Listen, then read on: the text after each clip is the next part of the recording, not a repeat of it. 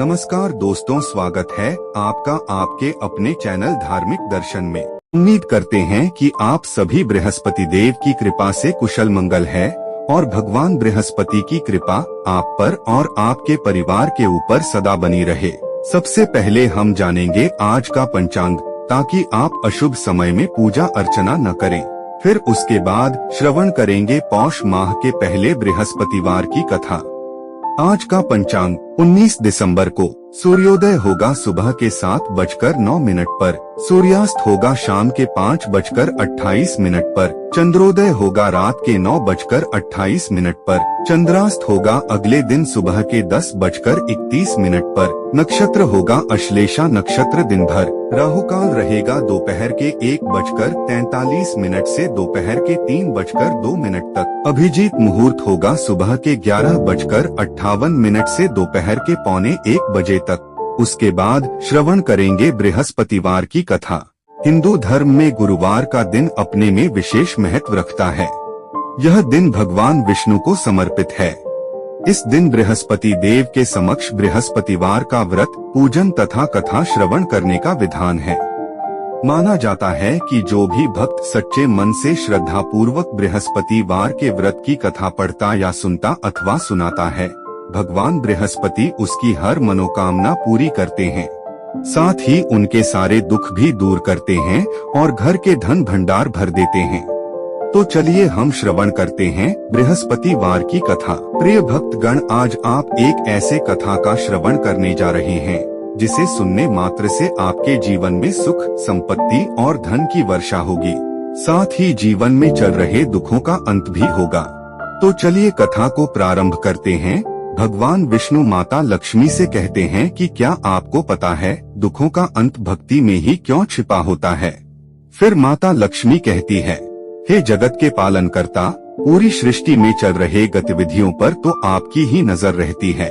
कृपया आप ही बताइए कि दुखों का अंत भक्ति में क्यों छिपा होता है। फिर भगवान विष्णु कहते हैं, हे प्रिय, आज मैं आपको एक कथा सुनाने जा रहा हूँ। आप कृपया इसे ध्यान से सुने। जो भी इस कथा को पूरी श्रद्धा के साथ सुनता है, उसे मनचाहे फल की प्राप्ति होती है। इस कथा को आधा अधूरा सुनने से कोई भी फल नहीं मिलता है, इसलिए इस कथा को पूरा सुने। तो चलिए कथा प्रारंभ करते हैं। एक समय की बात है, गंगा के पार बसे एक गांव में दो बहनें रहती थी। उनमें से एक का नाम कोमल था और दूसरी का नाम था कविता। वे अपने माता पिता की केवल दो संतानें थी। उनका कोई भाई नहीं था, लेकिन उनके पिता एक बड़े किसान थे, इसीलिए धन दौलत की कमी नहीं थी। उसके पिता पहले भगवान पर बहुत श्रद्धा रखते थे और पूजा पाठ, दान पुण्य किया करते थे। वे भगवान विष्णु में खास आस्था रखते थे। उन बहनों का बचपन तो बहुत ही अच्छे से व्यतीत हुआ, लेकिन बाद के दिन उतने ही कठिन होने लगे। ऐसा इसलिए क्योंकि धनी होने के बाद हर रोज दोनों बहनों के पिता का भगवान के प्रति विश्वास कम होने लगा और पूजा पाठ छोड़ दिया। वह स्वयं को ही अमीर होने का श्रेय देने लगा। उसकी पत्नी भी उसके जैसे ही पूजा पाठ छोड़ दी। एक दिन भगवान विष्णु उसके घर साधु का वेश बदलकर भिक्षा मांगने घर आए। उसने भिक्षा देने से इनकार कर दिया तो साधु बोले, तुम तो पहले दान पुण्य किया करते थे, इसलिए तुम इतने अमीर हो, पर अब क्या हुआ? तो वह बोला, मैं खुद की मेहनत से अमीर हुआ हूँ, किसी दान पुण्य से नहीं। ये सब कहकर वह साधु का भी अपमान करने लगा और बुरा भला कहकर उसे वहाँ से जाने को कहा। साधु बोले, दान नहीं देना है तो मत दो, पर मेरा अपमान तो नहीं करो। ये सब सुनकर वह गुस्सा हो गया और साधु को धक्का देकर भगा दिया। वह हर दिन मांस मदिरा का सेवन करने लगा और बुरे आचरण का हो गया। कुछ ही दिन बीते थे कि उसका देहांत हो गया। उसके पिता की जमीन, जायदाद, धन सब खत्म हो गया। अब कोमल और कविता के घर में केवल उसकी माँ थी और वह भी बीमार रहती थी। बहनों को समझ नहीं आ रहा था कि अचानक से उनकी जिंदगी इतनी बुरी कैसे हो गई। अब कमाने, खाने और इलाज के लिए उन बहनों को ही मेहनत करनी पड़ती थी। कोमल और कविता हर दिन नाव से गंगा पार करके काशी आती और वहां जाकर थोड़ी ताजी हरी सब्जियां बेचा करती। इससे ही उनका गुजारा मुश्किल से चलता था। जब उनकी सब्जियां बिक जाती तो वे गंगा के किनारे आराम से बैठ जाती। वे अपने घर से चावल और नमक लेकर आती और पेड़ की छाया में बैठकर अपना भोजन करती, फिर नाव में बैठकर वापस गंगा पार अपने घर लौट जाती। कोमल और कविता काशी के गंगा के उस पार की रहने वाली थीं, इसलिए उनका नदी आर पार करने के लिए भी पैसे खर्च हो जाते। उन्होंने कभी भगवान विष्णु के बारे में नहीं सुना था। उन्हें भक्ति का मतलब भी नहीं पता था, क्योंकि उनके माता पिता ने उन्हें कुछ बताया ही नहीं था। वे तो बस सब्जियां बेचकर अपना जीवन यापन करती थी। एक दिन कोमल और कविता सब्जियां बेचने काशी आई और उस दिन उनकी सब्जियां नहीं बिकी तो वे बड़ी निराश हो गई। बाद में उन्हें पता चला कि वहां एक व्यापारी के यहाँ बृहस्पति देव की पूजा और भंडारा हो रहा था। सभी लोग वहीं पर प्रसाद और खाना खा रहे थे, इसीलिए किसी के घर पर खाना नहीं बना था। तो कोमल ने कहा, अरे बहन कविता, आज तो हमारी सब्जियां नहीं बिकी तो हम कल क्या खाएंगे? माँ की दवाई कैसे आएगी? अब हम क्या करें? कविता ने जवाब दिया, हाँ बहन, अब घर जाकर भी हम क्या करेंगे? अरे देखो कोमल, सामने वाले व्यापारी के घर में पूजा और भंडारा हो रहा है। कोमल और कविता दोनों व्यापारी के घर गई। व्यापारी के यहाँ पहुंचकर वे भक्तों के बीच बैठ गई और कथा सुनने लगी। कथा में गुरुजी प्रेम पूर्वक भगवान बृहस्पति की कथा सुना रहे थे। उन्होंने भक्तों से कहा, जिसने भगवान विष्णु से प्रेम नहीं किया उसका जीवन व्यर्थ है। जिसका प्रेम भगवान विष्णु के चरणों में नहीं हुआ उसका जीवन व्यर्थ है। जो भी व्यक्ति बृहस्पतिवार को बृहस्पति देव की पूजा श्रद्धा के साथ करता है, उनकी कथा का श्रवण करता है, भगवान उसकी हर इच्छा पूरी करते हैं। जब गुरु जी ने ऐसे समझाया तो कोमल और कविता दोनों प्रभावित हुई। कोमल ने कहा, देखो गुरुजी ने आज क्या कहा है कि अगर जो भी भगवान विष्णु की पूजा करेगा और उनकी कथा सुनेगा तो भगवान विष्णु उसकी हर इच्छा पूरी करेंगे। तो उन्होंने भी गुरुजी से बृहस्पति देव की पूजा विधि और कथा को जानना चाहा, पर वे गुरुजी से नहीं मिल सकी। शाम हो चला था, इसलिए उन्हें अब अपने घर भी लौटना था। तो वे गंगा नदी के तट पर आ गई। अब उन्हें इस बात की चिंता हो रही थी कि नदी पार करने के पैसे भी नहीं थे, तो नदी कैसे पार करेंगी। उनकी ये दशा देखकर भगवान विष्णु ने उनकी मदद की सोची। तभी भगवान विष्णु साधु का वेश बदलकर वहाँ से गुजरने लगे। उन्होंने कोमल और कविता से कहा, बच्चों तुम इतना उदास क्यों हो, क्या हो गया? तो कोमल बोली, हे साधु महाराज, हम काशी प्रतिदिन सब्जी बेचने आते हैं ताकि घर का खर्चा निकल पाए। आज हमारी सब्जी नहीं बिकी तो हमारे पास नदी पार करने तक के पैसे नहीं हैं। साधु जो स्वयं भगवान विष्णु है सब जानते हैं, फिर भी उन्होंने पूछा कि तुम दोनों इतनी छोटी उम्र में काम क्यों कर रहे हो? घर पर तुम्हारे पिता क्या करते हैं?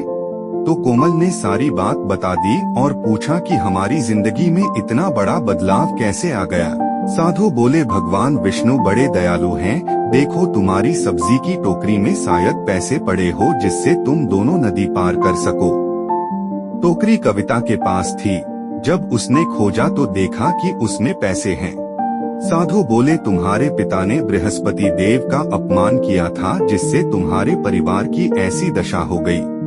तुम आने वाली बृहस्पतिवार को श्रद्धा और पूरी आस्था के साथ बृहस्पति देव की पूजा करना और उनकी कथा सुनना, जिससे तुम्हारा जीवन पहले के जैसा हो जाएगा।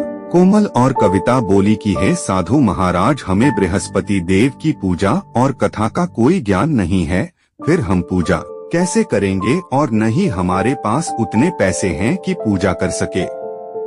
साधु बोले, तुम दोनों कल ही पूजा का संकल्प करके घर से सब्जी बेचने यहाँ आना। तुम्हें तुम्हारे सब्जी के पहले की अपेक्षा ज्यादा दाम मिलेंगे, जिससे कि तुम घर खर्च के अलावा पैसे बचा सकोगी और पूजा भी कर सकोगी।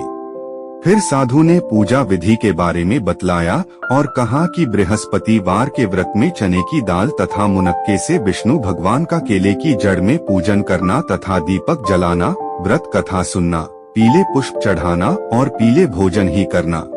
इससे बृहस्पति देव प्रसन्न होते हैं। फिर उन्होंने कथा के बारे पूछा तो साधु ने बताया कि प्राचीन काल में एक लकड़हारा रहता था। वह बहुत निर्धन था, उसकी कोई संतान नहीं थी। उसकी स्त्री बहुत ही आलसी थी और उदासीनता के साथ रहती थी। उसका किसी भी काम में मन नहीं लगता था।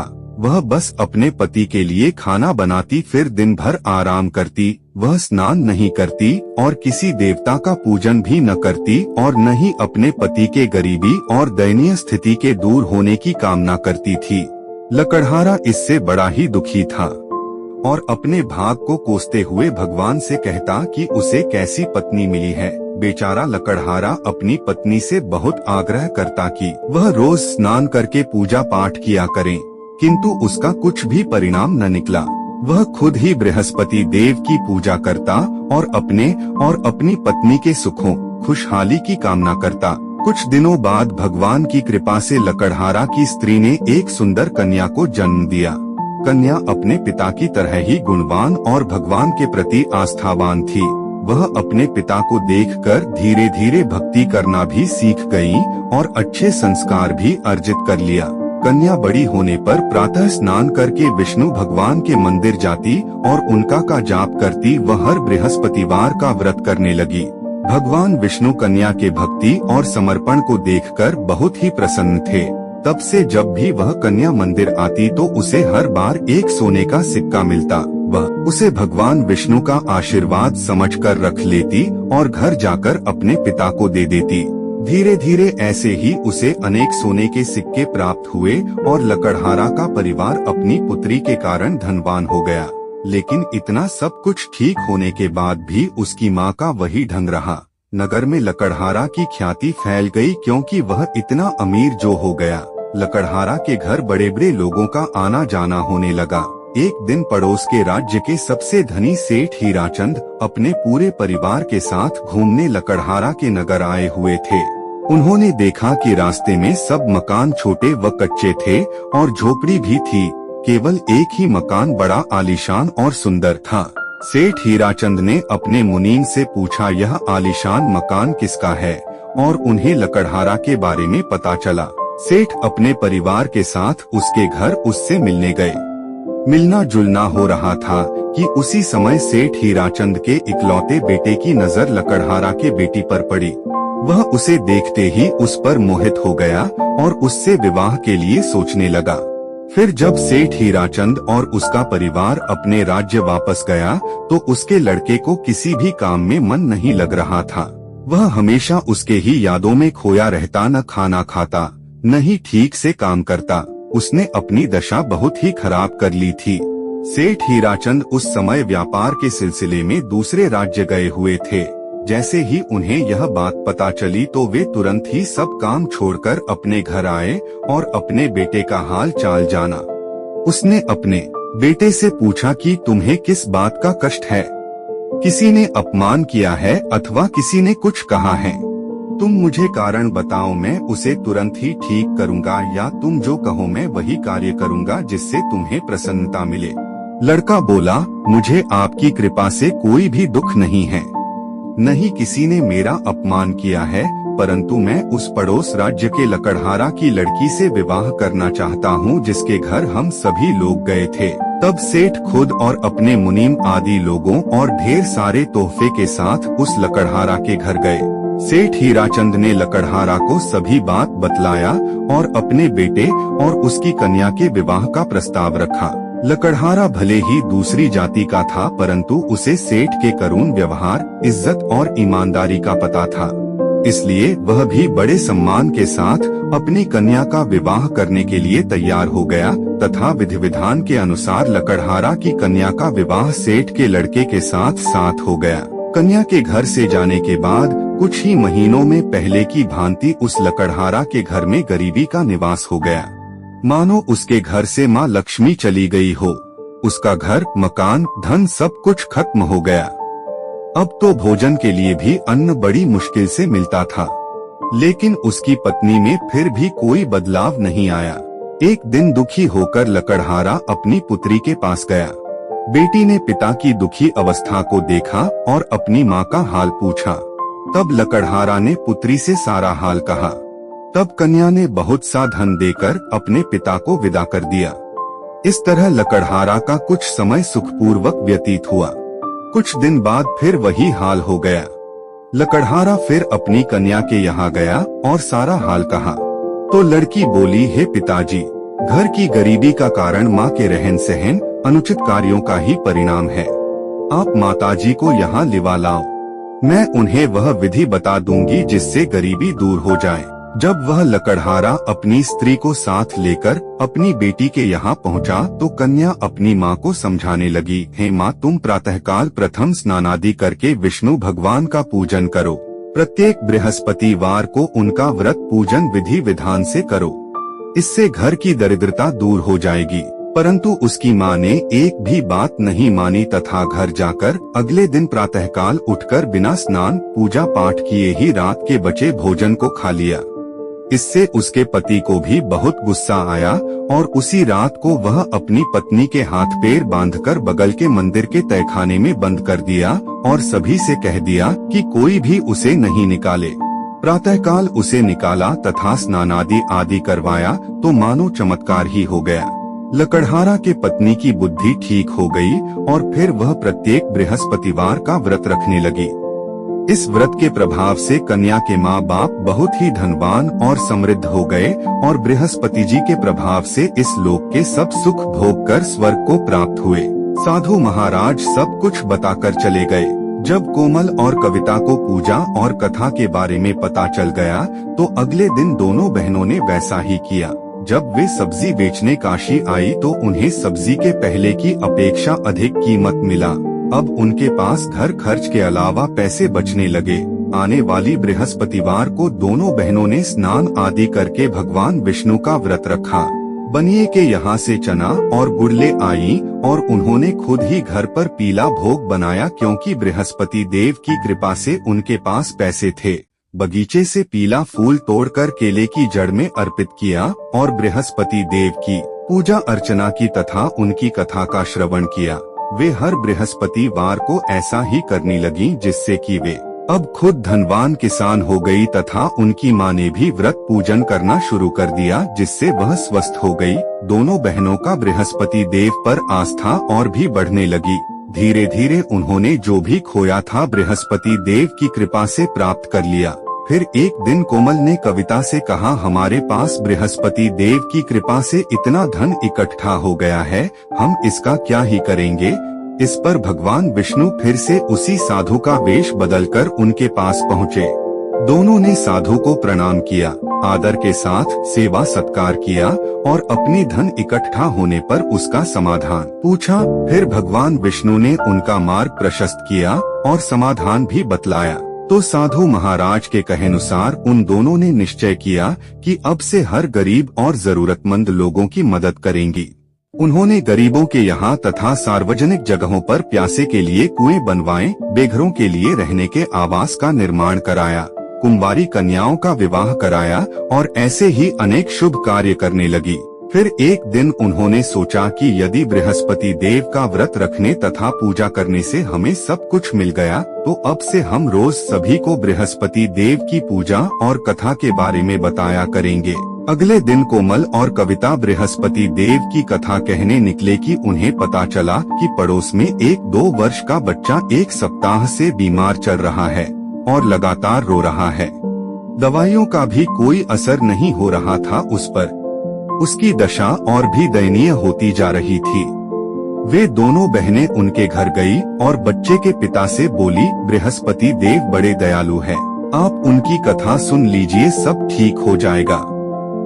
बच्चे के पिता ने निराश होकर कहा, जब वैद्य की दवाइयाँ कोई असर नहीं कर रही तो हमें आपके कथा सुनने से क्या ही लाभ होगा, और ऐसा कहकर मना कर दिया। तभी बच्चे की माँ ने बोला, तुम कथा कहो, मैं सुनती हूँ। बहनों ने कथा शुरू किया और कथा के आधा होते ही बच्चा चुप हो गया तथा कथा के पूरे होने के पश्चात बच्चे का बुखार एकदम ठीक हो गया। बच्चे के माता पिता यह देखकर एकदम चौंक गए और तब उन्होंने प्रेम से बृहस्पति देव का जयकारा लगाया और उनको मन ही मन प्रणाम किया। अगले दिन जब वह घर से कथा कहने के लिए निकली ही थी कि रास्ते में उन्होंने देखा कि एक परिवार जिसमें एक गर्भवती महिला को अचानक ही समय से पहले सड़क पर ही दर्द उठ गया था। वे दोनों बहनें वहां पहुंची और उस गर्भवती महिला का हाल जाना और पता चला वे जिस वाहन से वह अपने घर जा रही थीं वह खराब हो गया था उन्होंने कहा, बृहस्पति देव बड़े दयालु हैं, आप मेरी कथा सुन लीजिए, सब ठीक हो जाएगा। तभी औरत की सास ने कहा, यदि मदद ही करना है तो गाड़ी ठीक करने वाले मिस्त्री को बुला लाओ, मेरा बेटा भी उसे ही ढूंढने निकला है। वे वहाँ से जाने लगी थी कि खुद गर्भवती महिला ने ही उसे रोक लिया और कथा कहने का आग्रह किया। कोमल और कविता ने कथा कहना शुरू किया और कथा के आधा पूरा होने पर उसने दर्द में कमी महसूस किया तथा कथा के पूरा होने पर उसका दर्द पूरी तरह से ठीक हो गया तथा उनकी खराब गाड़ी भी ठीक हो गई। यह सब देखकर सभी एकदम सन्न रह गए और तब उन्हें बृहस्पति देव की महिमा का पता चला। कोमल और कविता ऐसे ही केवल बृहस्पतिवार को नहीं बल्कि रोज उनका पूजन करती और कथा कहती। कुछ दिनों बाद दोनों बहनों का बहुत ही अच्छे घर में विवाह हुआ और वे अपने ससुराल चली गई तथा उनकी माँ भी सारा सुख भोग कर स्वर्ग सिधार गई। भगवान विष्णु के मुख से यह कथा सुनने के बाद माता लक्ष्मी ने कहा, जिसके जीवन में कोई भी परेशानी हो, यदि वह भगवान की भक्ति श्रद्धा पूर्वक करेगा, उनमें आस्था रखेगा, तो उसके समस्त दुखों का अंत अवश्य ही होगा, जैसे कोमल और कविता का हुआ। तो प्रेम से बोलिए बृहस्पति देव की जय। तो दोस्तों, यदि यह वीडियो आपको अच्छी लगी है तो वीडियो को लाइक, कमेंट और शेयर करें और आप हमारे चैनल में नए हैं तो चैनल को सब्सक्राइब भी जरूर करें ताकि आप ऐसे ही महत्वपूर्ण जानकारी प्राप्त कर सके। धन्यवाद।